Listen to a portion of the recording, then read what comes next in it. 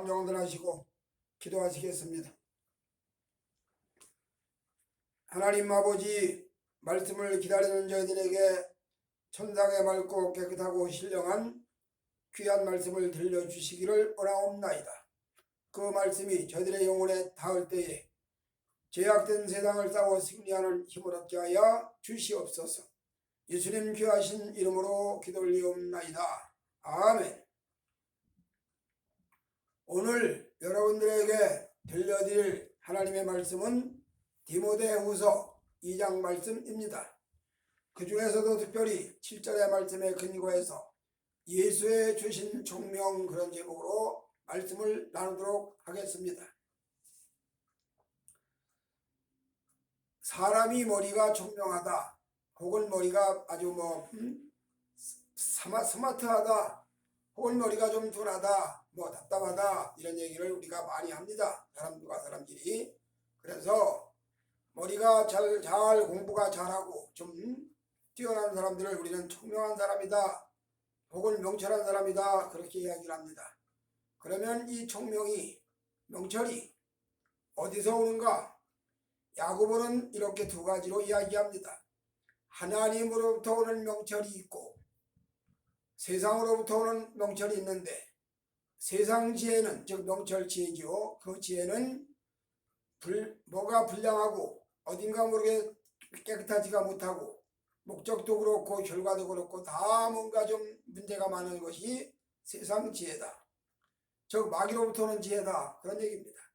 그러나 하나님으로부터 오는 총명, 명철, 지혜는 깨끗하고 선량하고 좋은 결과를 가져온다, 그렇게 야고보가 딱 야고보서에서 설파합니다. 오늘 성경은 여러 군데서 총명에 대해서, 명철에 대해서 말씀을 하는데, 특별히 오늘 본문에 디모데후서에서 사도 바울이 영적인 아들 디모데에게, 예수께서 너에게 주신 총명이 있기를 원한다. 예수께서 너에게 주신 그 총명으로 네가 세상을 살아가고 또 특별히 목회사역을 할 때에 하나님의 뜻을 잘 이루어드리는 그런 역사가 있기를 원한다, 그렇게 간절히 부탁하면서 하늘이 예수가 주시는 총명, 즉 야고보가 말한 대로 하늘이 내리는 지혜를 설명을 합니다. 그러면 하늘이 주는, 즉 예수께서 주시는 총명, 하늘이 내리는 이 명철과 하나님의 성전과는 어떤 관계가 있는가?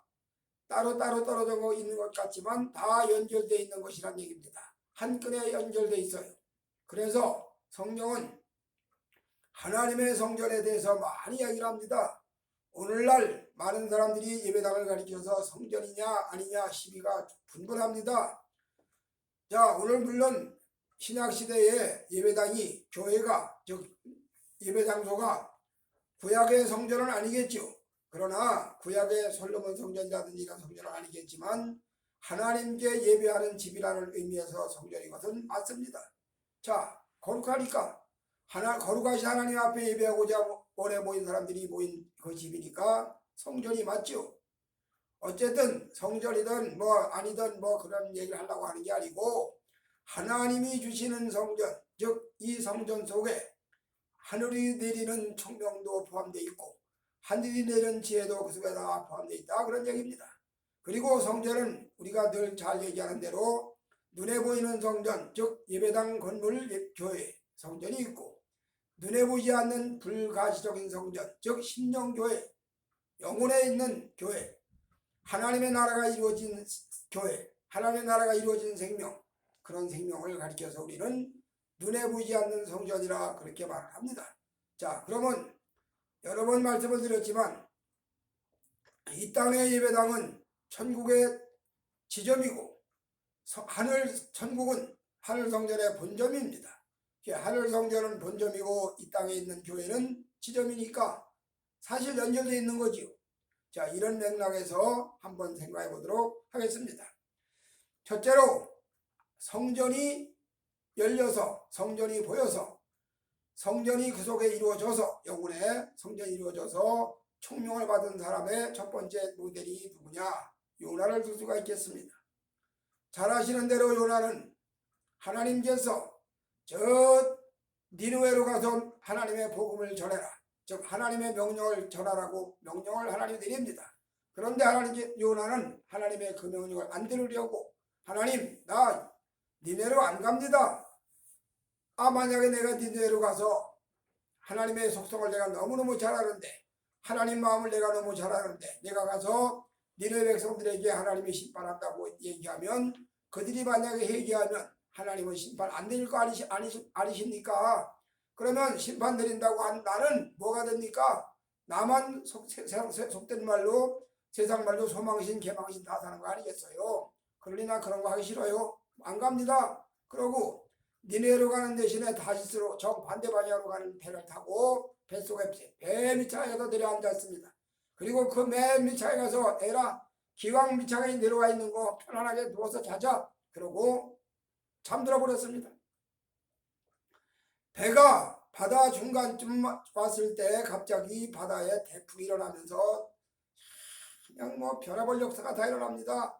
배가 이리 흔들리고 저리 흔들리고 깨져나갈 것 같은 요동을 치고 아니 이제까지 이 항로 우리가 이 항로를 한두 번 다닌 것도 아니고 선장이나 그 뱃사람들이 또 저런 사람들이 배를 보는 사람들이 배에 대해서는 바다에 대해서는 너무너무 잘 아는 사람들이야.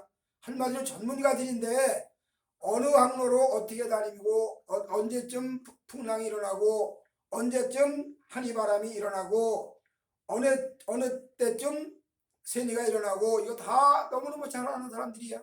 물살이 어디로 가면 조류가 어떻게 흐르고 어디 가면 어떻게 되고 이걸 너무 잘 아는 사람들인데 전혀 풍랑이 일어날 그런 항로가 아닌데 여기서 풍랑을 만났다 이 말입니다. 그러니 이들이 이걸 어떻게 돌려보려고 길을 쓰는데 불가항력이야. 인간의 힘으로 도저히 해결이 안 돼.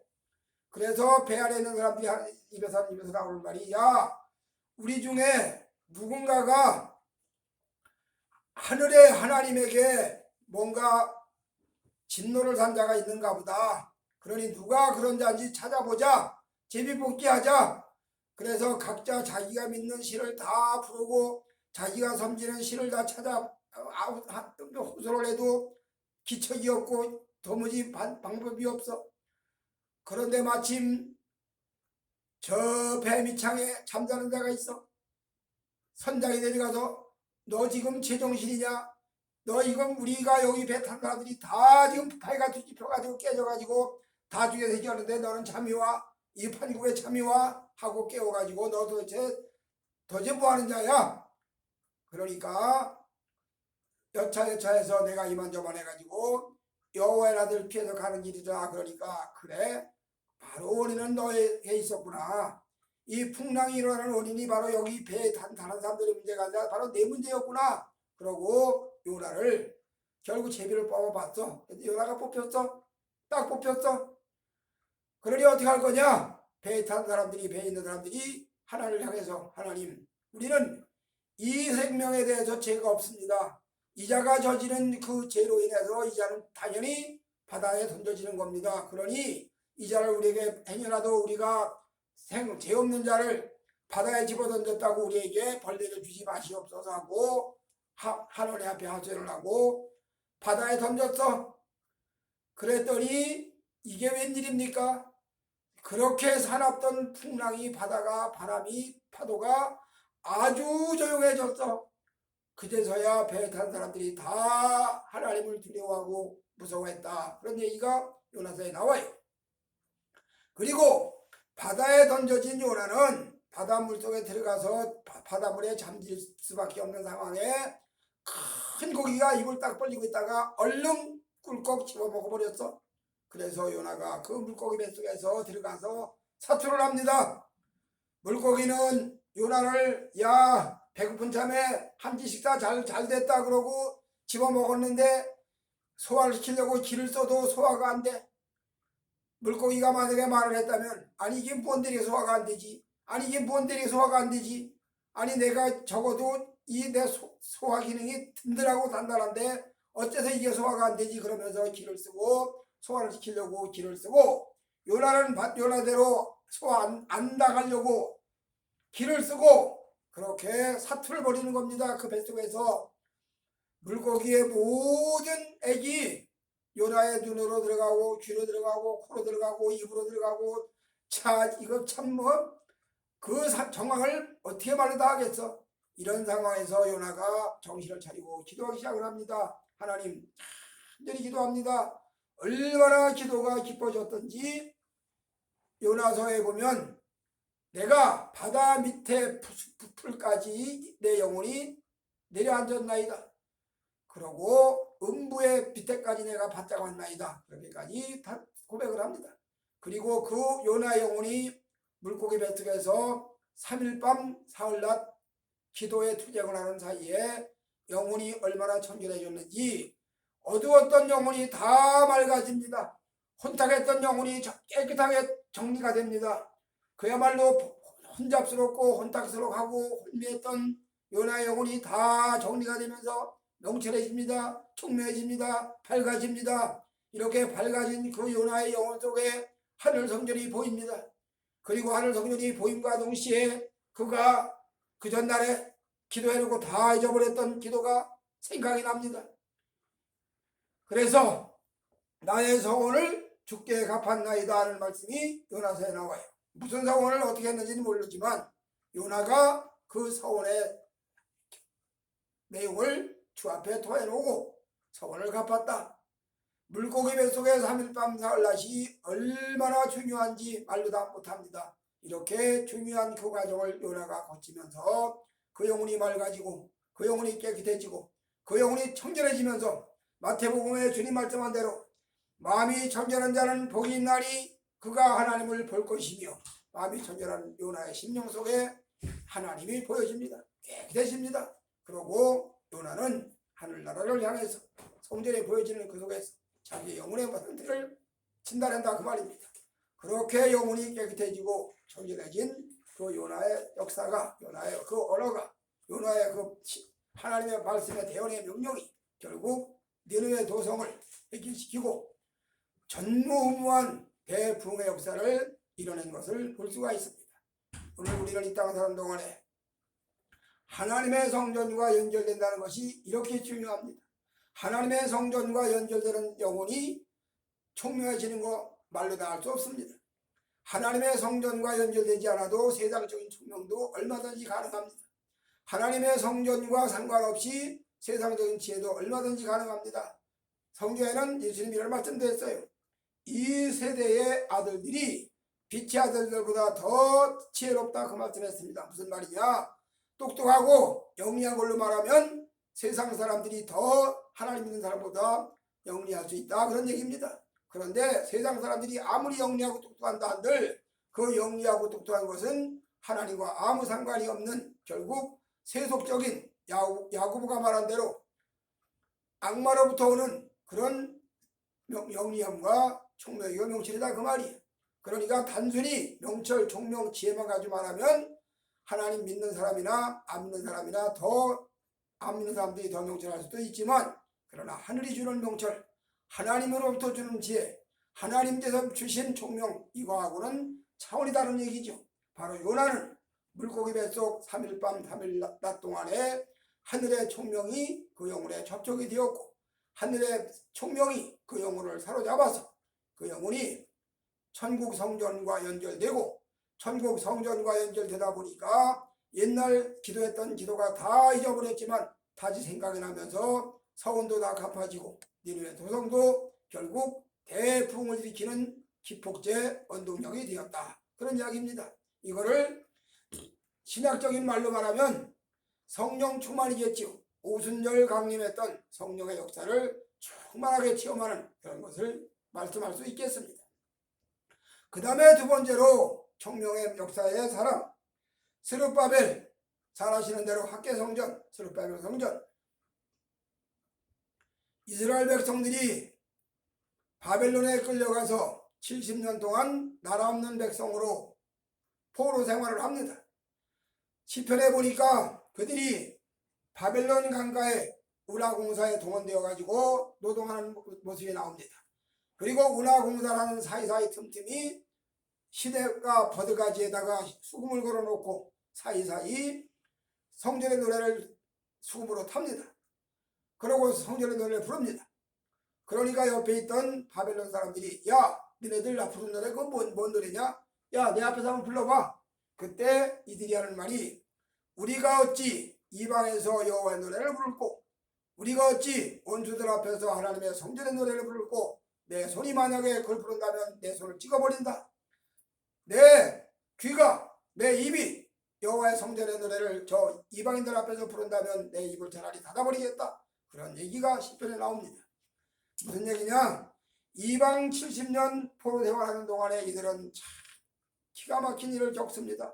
말로 다 할 수 없는 어려움을 당하고 참 억울함을 당합니다. 악을 행하고 나서 그 악에 대한 징치를 받는다는 것은 당연한 거지요. 잘못한 자가 잘못한 거 벌 받는 거야 당연한 거지. 그런데 세상살이가 얼마나 오묘하고 신비한지 선을 행하고도 악을 행했다고 누명을 쓰고 징치받을 때가 많습니다.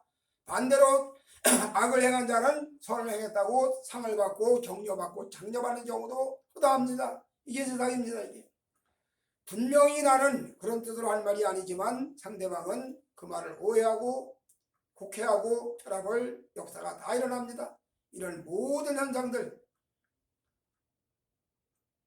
분명히 선을 행했음에도 불구하고 그 선이 악으로 돌아가는 경우가 허다합니다.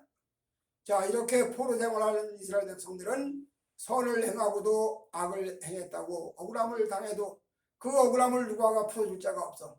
성경에 보니까 어린아이가 미워짐을 당해도 그 어린아이를 가엾이 여길 사람이 없어. 노인네가 온갖 수모를 다 당해도 그 노인네가 수모당했다고 그것을 안타깝게 여길 사람이 아무도 없어.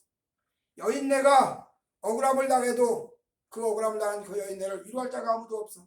이게 힘없는 포로들의 삶의 모습이지요.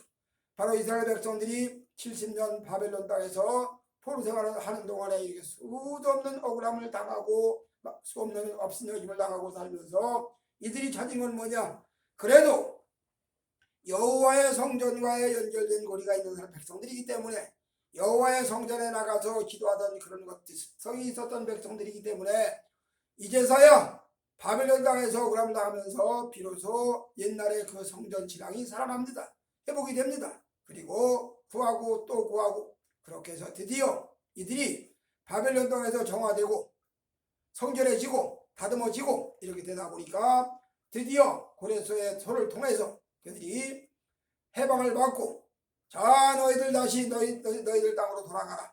너희 옛날들의 고향 조국으로 돌아가라. 그러고 돌아와서 그들이 옛 땅, 옛 조국 땅에 돌아와서 다 무너진 성전, 다 불타버린 성전에 다시 스룹바벨 성전을 재건합니다. 흔히 말로 학계 성전을 재건하는 거죠. 그렇게 해서 학계가 성전을 독려하고 결국 스룹바벨 성전이 완성됩니다. 학계서 2장 7절에 보니까 하나님이 이들이 성전을 짓고 성전을 찾는 것을 너무너무 가사하게 여기셔서 뭐라고 말씀하냐면 내가 이 전을 영광으로 충만케 하리라. 그리고 땅이 진동을 하리라. 온 하늘이 영광이 이 성전에 충만해지고 땅이 하늘의 영광이 충만한 것을 증명하기 위해서 진동을 한다. 그래서 땅이 진동하고 하늘의 영광이 충만한 스룹바벨 성전이 세워지는 것을 얘기합니다.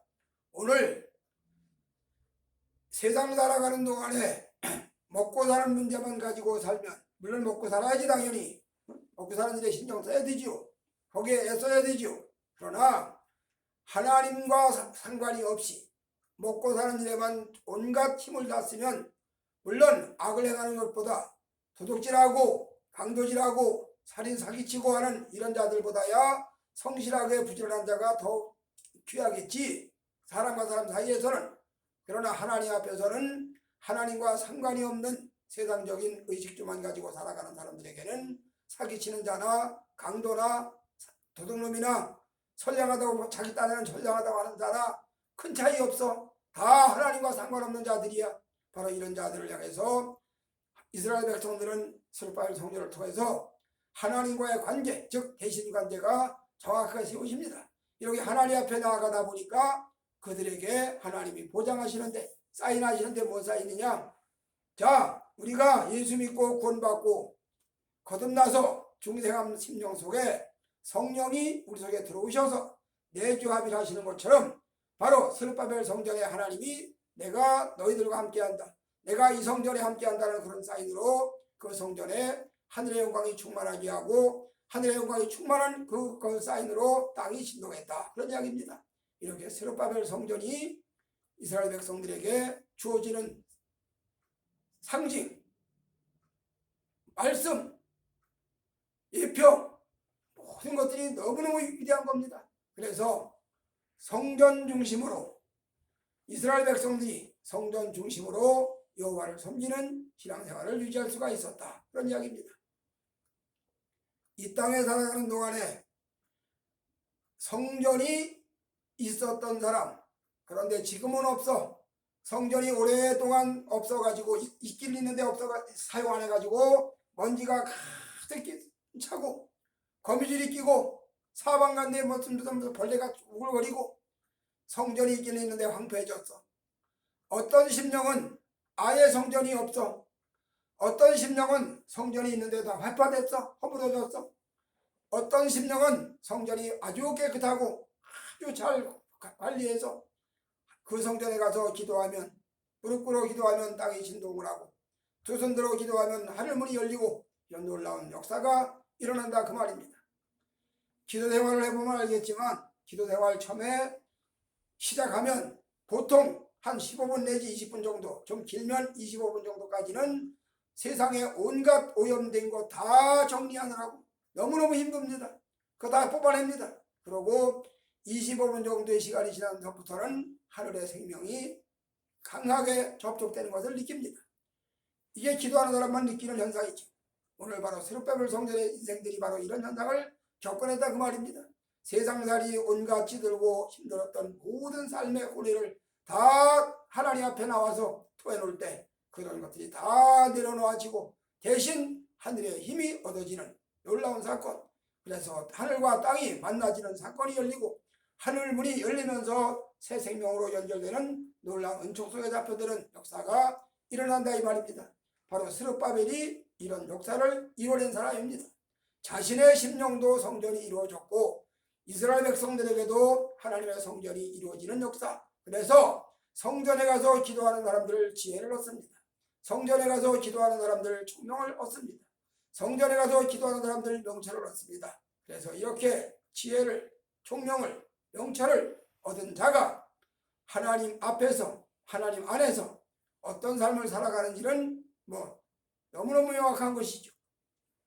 그 다음에 마지막 세 번째로 한나의 성전입니다. 한나의 총명, 한나의 명철. 자, 이 여성분에 대해서도 우리는 너무너무 잘 압니다. 분인나라고 하는 작은 여자가 날마다 한나를 그야말로 염장을 찔러댑니다. 아니, 아기를 못 낳는, 아들을 못 낳아서 대를 못 이어주는 여자가 무슨 큰 처야, 무슨 만며느리야. 내가 만며느리고 내가 큰 본처지. 나는 아이들을 낳잖아. 이러면서 아들 못 낳는 한나를 향해서 아들 낳는 분인나가 날마다 염장을 찔러대니 이 한나는 또 속성상 내성적인 성격이라 대항도 못하고 눈물만 찔찔 짜고 가슴만 치고 한숨만 쉽니다.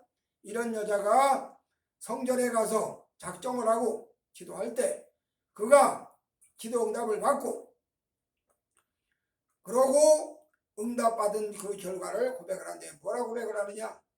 내가 하나님 집에 도달했을 때, 즉 성전에 도달했을 때 나의 기도가 열려지고 내가 하나님 집에 갔을 때에 나의 어려운 문제가 해결되고 내가 하나님의 집과 그 안에 있을 때에 밤세상을 살아가는, 어두운 밤세상을 살아가는 인생들이 성전의 집에, 하나님의 집에 보금자리를 들고 거기에 안식을 하는 것은 말로 못하는 놀라운 역사를 체험하는 과정입니다.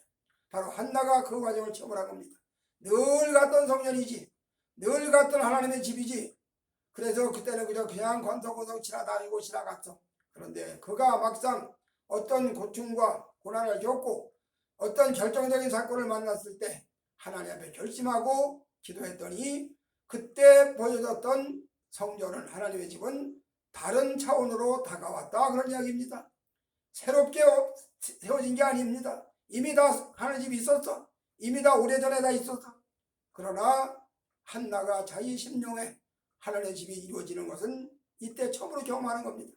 얼마나 간절히 기도했던지 엘리 제사장이 여자여 독주를 끊어라. 언제까지 독주에 취해 있을 거냐. 즉 술 취한 여자가 들어와서 술정하는 걸로 생각을 하고 그렇게까지 할 정도로 그렇게 깊은 기도를 들어갔다, 그런 이야기입니다. 이렇게 기도하는 한나에게 하나님의 집은 놀라운 역사를 이루는, 자신이 아들 못 낳는 자신이 아들 낳는 걸로 끝나는 게 아니라 그 아들이 유대인들 이스라엘의 역사를 바꾸는 대사건을 일으키는 위대한 주역으로, 그런 인물로 등장하는 그런 아들을 낳았다, 그런 얘기입니다. 보통 아들만 낳아도 귀한 일이고 대견한 일인데 하물며 이스라엘 백성들을 이끌어갈 지도자로 부각되는 아들이 출생을 했다. 놀라운 일이지요. 너무너무 귀한 일이지요. 그렇게 되기까지는 한나라는 이 여인이 하나님의 집에서 기도했던 기도의 밤이 있었다, 그 말입니다. 하나님의 집에서 기도하는 기도의 밤이 있었던 그 여자의 그 역사가 아들을 하나님 주셨을 때 그 아들을 이스라엘의 지도자로 성장시키는 그런 결과를 가져왔다, 그런 이야기입니다. 오늘 디모데후서 2장에서 말씀하는 사도 바울이 디모데에게 교훈하는 말씀이, 자, 네가 예수께서 주신 총명 안에 있기를 원한다. 네가 예수께서 주신 명철을 가지고 살기를 원한다. 네가 예수께서 주신 지혜를 가지고 목회사역을 하기를 원한다. 그런 간절한 부탁이 담겨있다, 이 말입니다. 그리고 이것은 디모데에게만 해당되는 것이 아니라 오늘을 살고 있는 우리들에게도 동일하게 적용됩니다. 이렇게 동일하게 적용되는 하늘의 지혜를 얻어가지고, 그래서 대신관계, 늘 말하는 대로 하나님과의 관계, 대인관계, 사람과 사람과의 관계를 잘 정립을 해서 이렇게 생활해 갈 때 여기서 얻어지는 역사는 사람이야 도로 그 사람이 그 사람이지, 다 겉사람은 다 똑같지. 닭이 수탉이 없이 알을 낳아도 겉으로는 똑같아 보입니다. 크기도 똑같고 모양도 똑같대. 그런데 수탉이 없이 난 알은 병아리가 안 생겨. 무슨 얘기냐? 하나님의 생명이 있는 사람하고 하나님의 생명이 없는 사람하고 겉모양은 같을지 모르지만 속은 달라도 너무너무 많이 다르지. 이거를 예수님은 뭐라고 말씀하냐? 심령이 가난한 자는 복이 있나니 천국이 저희 것이며 마음이 천전한 자는 복이 있나니 저희가 하나님을 볼 것이며, 이렇게 말을 한다, 이 말입니다.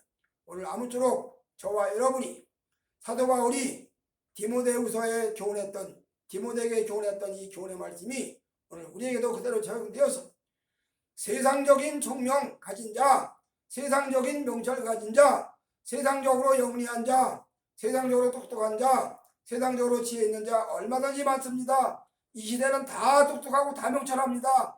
혼이 하늘을 찔러요. 그러나 세상적으로 명철하고 총명하고 지혜로운 자들 하나님과 상관이 없습니다. 그들의 결과는 하늘나라의 하나님의 역사에 아무런 도움을 끼치지 못합니다. 아무런 재료도 내놓지 못합니다. 그러나 하나님께서 주신 명철, 하나님 주시는 지혜, 하나님 주시는 총명을 가진 자는 비록 겉모양으로는 똑같아 보일지 모르지만, 아니 오히려 더 못해 보이지, 더 약해 보이지, 그러나 그런 사람들을 붙잡고 하나님은 하나님 나라를 세워간다, 그런 이야기입니다. 아무쪼록 우리 모두가 다 이 하나님의 은혜 속에 깊이 잠겨들어서 사도 바울이 디모데에게 예수께서 주신 총명이 네 속에 있기를 원한다고 말씀했던 것처럼 우리 속에 그 총명이 머물러 있어서 세상 살아가는 동안에 좋은 작용을 하는 역사가 있어지시기를 주의 이름으로 축복해 드립니다. 아멘. 하나님 아버지 감사합니다. 사도 바울이 디모데에게 명령했던, 교훈했던 예수께서 주신 총명의 안에 잡히라고, 붙잡히라고 말씀한 그 말씀대로 저희들 하늘의 총명과 접촉되는 역사가 있기를 원하옵고 귀하신 예수님 이름으로 기도 올리옵나이다. 아멘.